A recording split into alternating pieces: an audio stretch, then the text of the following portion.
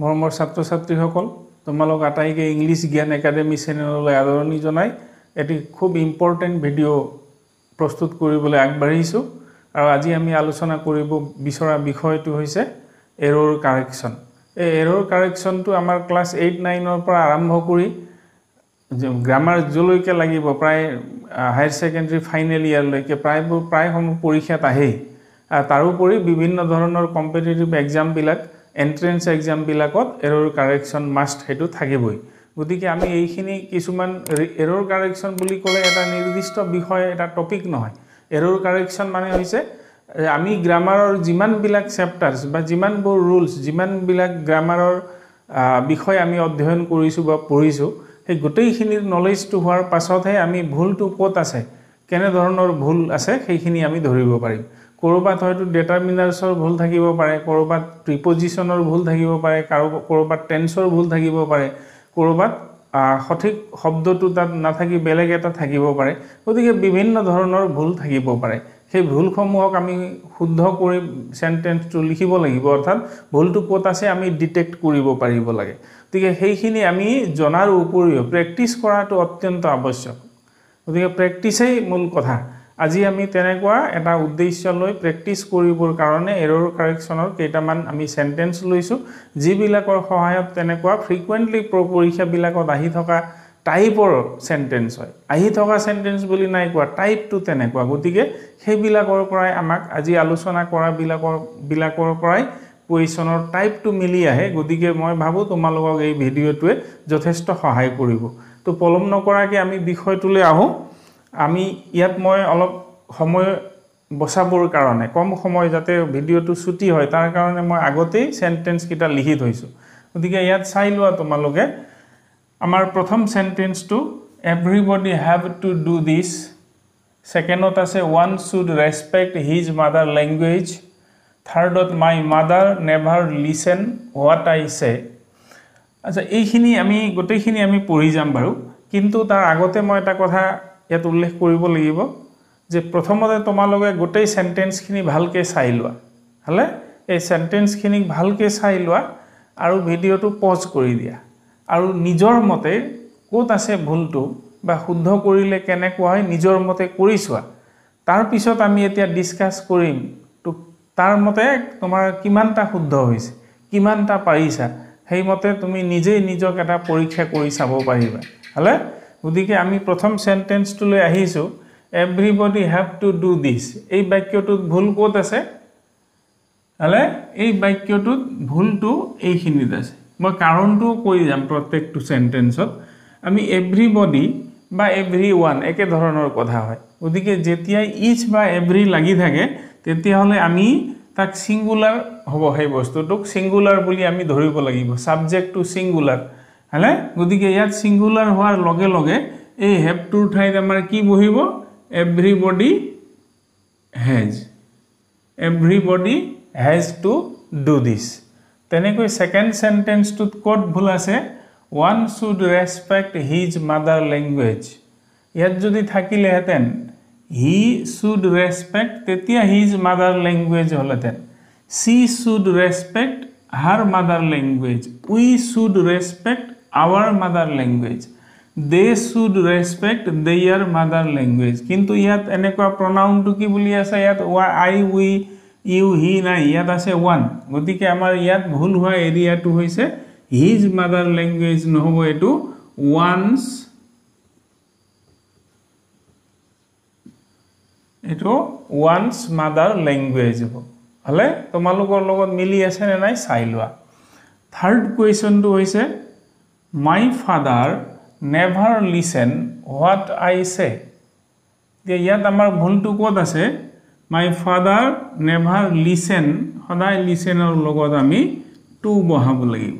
গতিকে never listen to what I say. তেনেকৈ it is raining since morning. এইটো প্ৰায় তোমালোকে কৰিব পাৰিবাই, যিহেতু চিন্স বা ফৰৰ পিছত যদি সময় দিয়া থাকে লগে লগে তেতিয়াহ'লে সেন্টেন্সটো কি হ'ব? পাৰফেক্ট কণ্টিনিউৱাছ হ'ব। হ'লে ইয়াত আমি প্ৰেজেণ্ট পাৰফেক্ট কণ্টিনিউৱাছ কৰিব লাগিব। গতিকে ইয়াত ইজ নবহে, ইট has been এটো প্রায় সকলে জানেই নেক্সট আইছো it has been raining since morning তেনেকে সোয়া Kolkata is one of the oldest city in India এতিয়া ইয়াত কি কব বিচাৰিছে Kolkata is one among the oldest cities in India অৰ্থাৎ ভাৰতৰ আটাইতকৈ পুৰণি সিটি বিলাকৰ ভিতৰৰ এটা হৈছে কলিকতা গতিকে ইয়াত আমাৰ ভুলটো আছে ইয়াত এটো সিঙ্গুলাৰ হৈ আছে এটো প্লুৰেল হ'ব লাগিব আৰু আমি সিটিৰ প্লুৰেলটো আমি এনেকে লিখিব লাগিব অৰ্থাৎ y আছে গতিকে y ঠাইত i লিখি es কৰিব লাগিব এইখিনি তোমালোকৰ প্ৰায় সকলে গম পাবা জানা নেক্সট আছে neither because nor his father are present আৰু থাকিব পাৰে present in the meeting হলে present in the school এনেকে আমি বিভিন্ন হিফালে বঢ়াই লিখিব পাৰো তো neither because nor his father ইয়াত মানে বিকাশো নথকা কথা কৈছে উপস্থিত নথকা কথা আৰু তেওঁৰ দেউতাকো নাই তাৰ মানে কোনো এজনেই নাই গতিকে আমি এনেকুৱা কোনো এজন নথকাটো অৰ্থাৎ জিৰো হলে তেনেকুৱাক আমি সিঙ্গুলাৰ বুলি ধৰিব লাগিব গতিকে neither because nor his father ভুল ইয়াত আছে এটো হ'ব is দেখিবলৈ অলপ সেন্টেন্সটো অকওয়ার্ড নিচিনা লাগিছে নিমিলা যেন লাগে কিন্তু গ্রামাটিক্যালি শুদ্ধ এটো হয় neither because nor his father is present next সেন্টেন্সটো হৈছে Anuj is senior than me ইয়াতো প্ৰিপজিশনৰ ভুল আছে ইয়াত দেন নবহে সিনিয়ৰ জুনিয়ৰ এইবিলাক থাকিলে প্রিপজিশন টু বহিব তেনেকৈ the Indian cricket team returned back to India ইয়াত ভুল ক'ত আছে এতিয়া ৰিটাৰ্ন দিয়াৰ পিছত আকৌ আমি বেক দিব নালাগে return to India the Indian cricket team returned to India গতিকে এইখিনি আমি আলোচনা কৰিলো এটা তোমালোকে মিলাইছো ইমানৰ ভিতৰত কেইটা শুদ্ধ হৈছে কেইটা ভুল হৈছে নিজক পৰীক্ষা কৰি চাব পাৰিবা আৰু কেইটামান মই ইয়াত দিছো তোমালোকে সেইখিনিও নিজেই কৰি চাব লাগিব হলে এতিয়া এইখিনি সেন্টেন্সটো চাই লোৱা আমি কাৰেকচন কৰাৰ আগতে আকৌ ভিডিওটো পজ কৰি দিয়া আৰু নিজে কাৰেক্ট কৰিছো অথনিৰ নিচিনাকে আৰু এতিয়া আমি আলোচনা কৰিছো এতিয়া এই সেন্টেন্স নাম্বার 9 এইটো ভুল ক'ত আছে he took his ships to graze হলে ইয়াত ভুলটো ক'ত আছে এই ships ভেড়াৰ কথা কৈছে গতিকে ship fish এইবিলাক প্লুৰেল আৰু সিঙ্গুলাৰ ফর্ম একে থাকে গতিকে আমাক ইয়াত s টু নালাগে his ship to graze ship কলে সিঙ্গুলারও বুজি পায় প্লুৰেলও বুজি পায় গতিকে ইয়াৰ প্লুৰেল ফৰ্ম বুলি বেলেগে না থাকে s বুলি হে একেটাই প্লুৰেলও বুজি পায় তেনেকে 10 question number 10 it is a nice poetry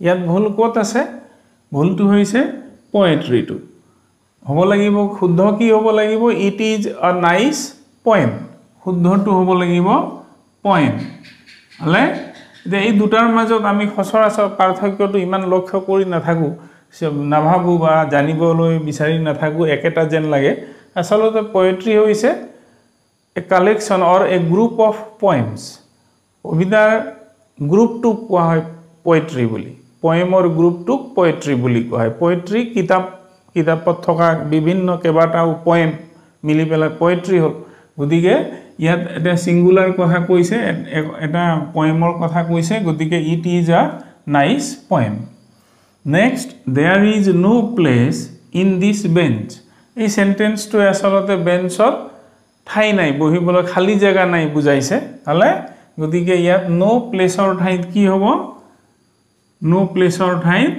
no room মানে অকল আমি কোৱা roomটো কোঠাক মাত্ৰ নবুজায় খালি ঠাইটো বুজায় স্পেসটো বুজায় গতিকে there is no space অৰ্থাৎ there is no room in this bench next soya tell me where is your pen ইয়াত ভুলটো ক'ত আছে আমি ভালকে লক্ষ্য কৰিলে দেখিম যে এটো এটা স্টেটমেন্ট হয় প্ৰশ্নবোধক বাক্য নহয় যেহেতু প্ৰশ্নবোধক নহয় গতিকে where is your pen what is your name হেইটো প্যাটাৰ্ণত থাকিলে তো এটো তো প্ৰশ্নবোধকৰ প্যাটাৰ্ণ গতিকে এটো কি হ'ব tell me where your pen is হলে tell me where your pen is তেনেকে নেক্সট হৈছে each of the players are good অলপ আগত আমি আলোচনা কৰিছিলো everybody থকা প্ৰথম সেন্টেন্স সম্ভৱ each of the players বহুত আছে তাৰ ভিতৰৰ প্ৰত্যেকক বুজাইছে এজনক বুজাইছে গতিকে সিঙ্গুলাৰ ফৰ্ম হ'ব ইয়াত আমি লিখিব লাগিব is each of the players is good অকনমান খেলিমেলি যেন লাগে আসলতে গ্ৰামাটিক্যালি এটো শুদ্ধ তেনেকে 14 I have come to a final conclusion হলে ইয়াত ভুল কত আছে এই ফাইনাল ওয়ার্ডটো ইয়াত না লাগে কনক্লুজন হলে বা সিদ্ধান্ত হেতু সদায় ফাইনালে থাকে সদায় শেষতে আহে হেকাৰণে আমি ক'ব লাগিব I have come to a conclusion final শব্দটো ইয়াত না লাগে তেনেকে you are ill isn't it এটো ট্যাগ কোয়েশন জনা সকলে জানিব যে যেহেতু সেন্টেন্সটো এফার্মেটিভ হৈ আছে গতিকে নেগেটিভটো লাগিব কিন্তু নেগেটিভ কি হ'ব ইয়াত অক্সিলাৰি আমি পাই আছো আৰ বুলি পাই আছো গতিকে ইয়াৰ শুদ্ধ ৰূপটো হ'ব aren't you আছে ইয়াত গতিকে ইয়াত সাবজেক্টটো আহিব aren't you are ill aren't you এটো হৈছে ট্যাগ কোয়েশন গতিকে ছাত্র-ছাত্রী সকল আমি প্রায় 15টা সেন্টেন্সৰ আমি ভুল বিলাক আমি গম পালো এই 15টাৰ প্ৰায় প্ৰত্যেকটোৰে ভুল বেলেগ ঠাইত আছে গতিকে এই বিলাকক আমি মডেল হিচাপে যদি লৈ আমি যদি অলপমান এই প্র্যাকটিস কৰাখিনিক যদি দকে চিন্তা কৰো আৰু এনে ধৰণৰ ভুল বিলাক দিয়া থাকিব পাৰে সেইখিনি যদি আমি অকনমান চিন্তা কৰি চাও তেতিয়াহলে আমি বহুতখিনি উপকৃত হ'ব পাৰিম বহুত ভুলৰ পৰা আমি হাত খাৰি থাকিব পাৰিম গতিকে আশা কৰিছো যদি মই সম্ভৱ হয় ইয়াৰ পিছত আৰু এনেকে 15-20 সেন্টেন্স মই দিবলৈ চেষ্টা কৰিম যিবিলাক ইহঁতৰ লগত নিমিলে একেটা ভুলেই কৰি থকাতকৈ আমি নতুন ধৰণৰ কৰিবলৈ চাব লাগে গতিকে সেইখিনি মই পাছৰ পৰ্যায়ত মই দিবলৈ চেষ্টা কৰিম এইখিনি সম্ভৱ তোমালোকক উপকৃত কৰিব বুলি মই আশা কৰিছো থ্যাংক ইউ